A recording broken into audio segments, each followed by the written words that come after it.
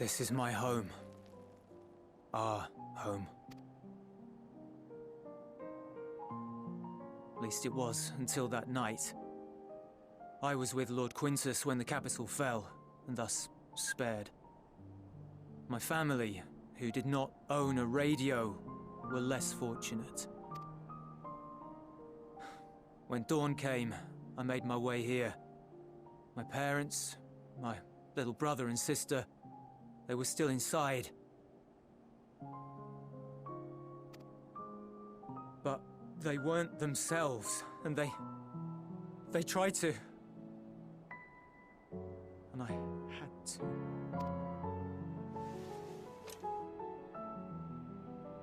I'd promised to take them away from the capital that very morning, to somewhere safe, to hide until the fighting stopped. I promised.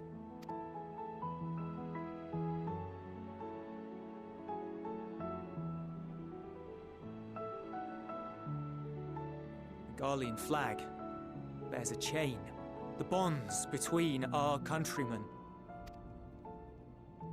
A red link at its center, the blood of the fallen. Our loved ones who lived and died.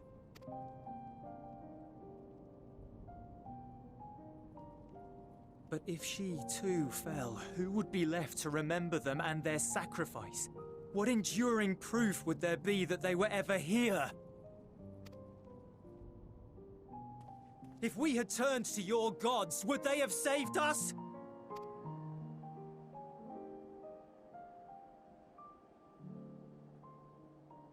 I'm sorry, forget I spoke. We should go.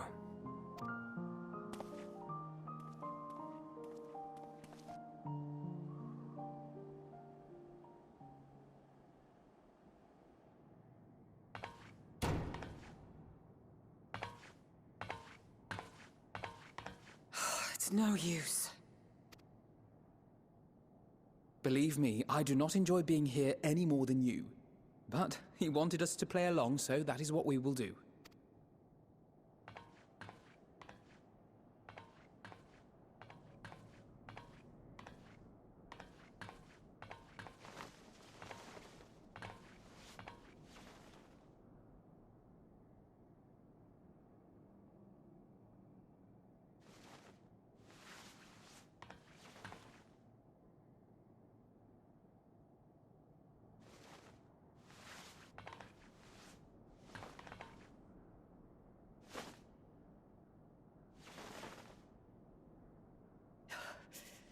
So cold. Painfully so. Unbearably. I've been thinking about what Quintus said. About why no one would accept Garlean rule. Irreconcilable differences. When coexistence isn't an option, only conquest remains. Varus at Gimlet said much the same. Only by uniting the world beneath a single standard would we rid ourselves of the Ascians.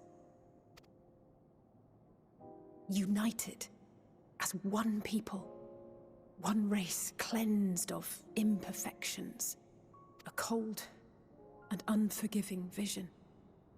And when we fail to live up to their standards, what place is there for us in their world? But the truly sad, truly frustrating thing is how damnably similar it all is to the lofty ideals of Father and the Forum. Non-intervention. Always non-intervention. Protect our knowledge and our people, and to hells with the rest of you.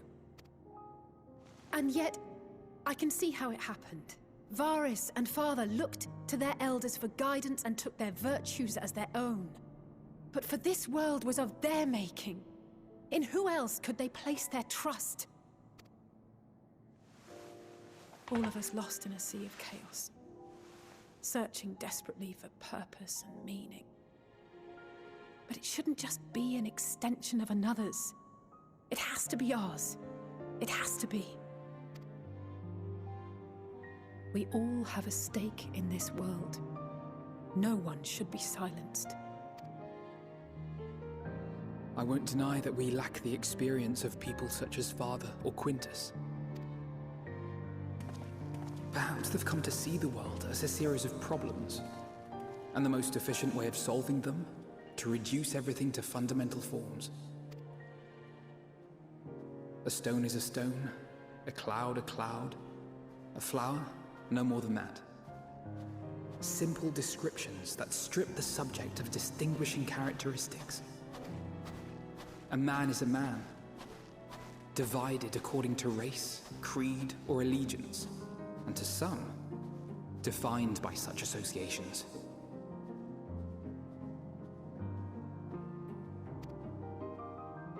Is that what you think? In my misbegotten youth. But what I believed wisdom was no more than aggressive ignorance. I've since learned to look beyond the banners and the politics, to see people as individuals with their own hopes and dreams. As for my dream of building a better world, well, every day I'm reminded that it is far more complex than I had ever imagined.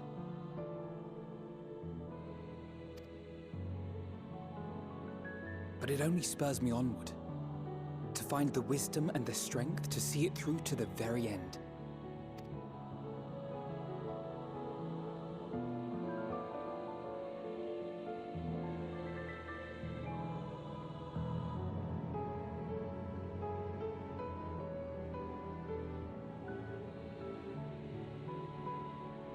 All of our supplies and an immediate withdrawal.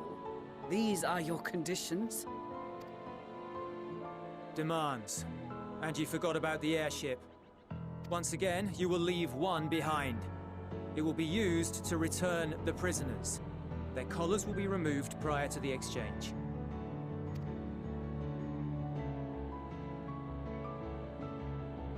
So in the end, not even Father's expertly worded rhetoric could deter you from your chosen course.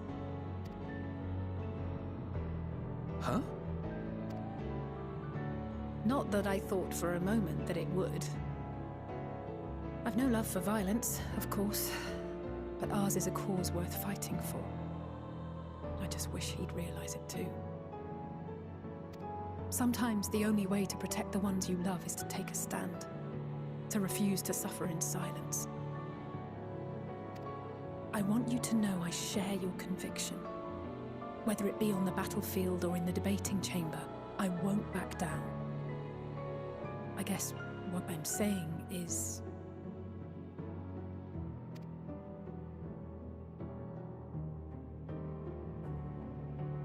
You've found your own reason to fight. Yes. Yes, I have. God's willing, there will come a day when we can finally lay down our arms, and there will be peace. But not until the Telophoroi have been defeated once and for all.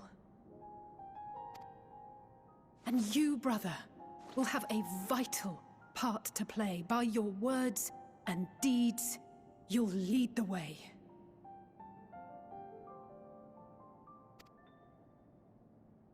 I pray I am up to the task.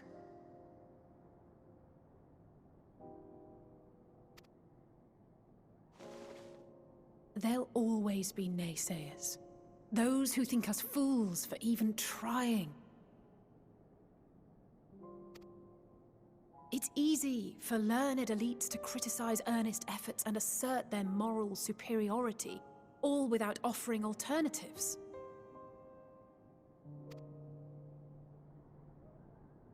Not that their sophistry has ever wounded you.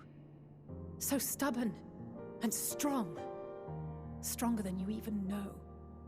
Don't ever change, you hear me? If you stumble, I'll be there to catch you. Or give you a thick ear. Maybe both, for good measure.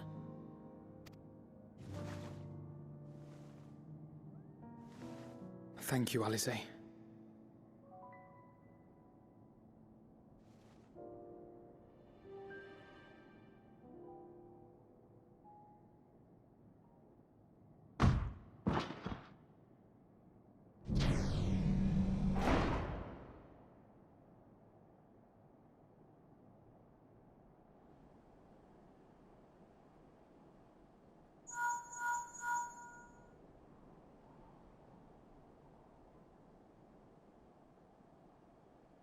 The scouts have secured Alisaie and Alphinaud. Their collars were removed without complication as well. They report no casualties, not for their party nor the guards, who will wake from their premature slumber in due course.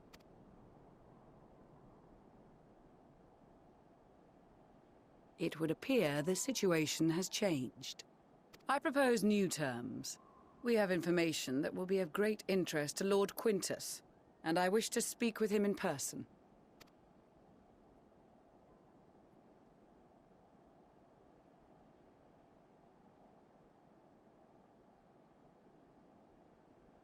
No.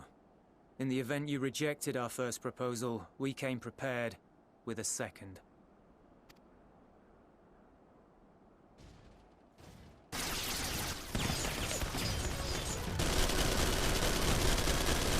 Ambush!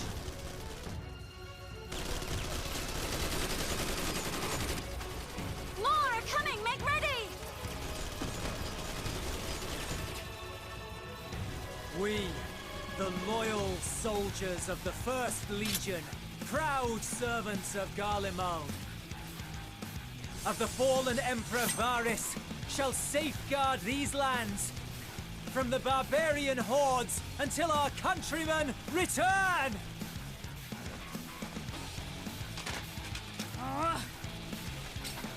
Stop, both of you!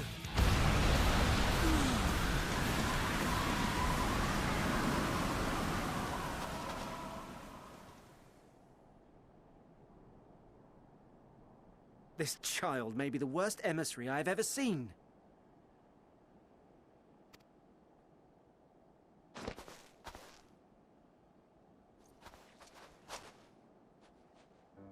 We received an urgent communication from the Grand Company of Eorzea. Envoys from the Imperial Army, led by members of the 10th Legion, came to Alamigo and requested an audience.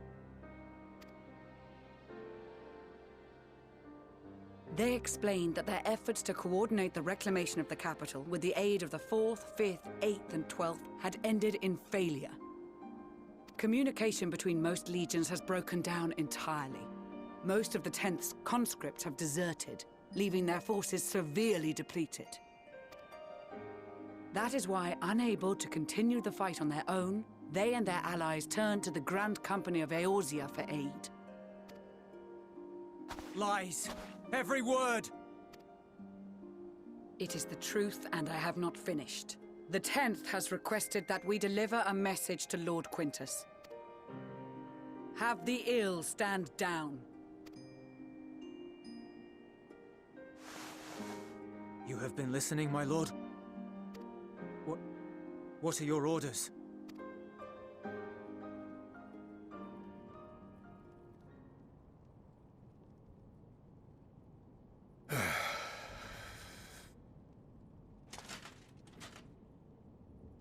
Inform her that we will honor the 10th's decision.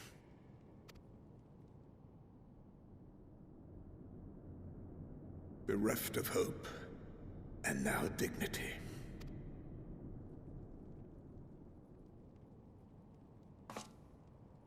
I release you from your duty. All of you.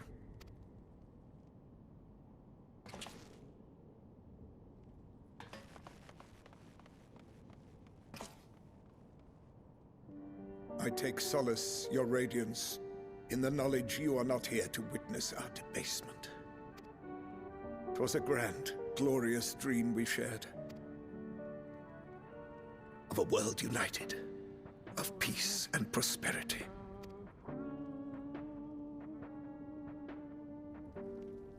We are ghosts, you and I, memories of days gone by. Bonds forged in blood that I will not see tarnished.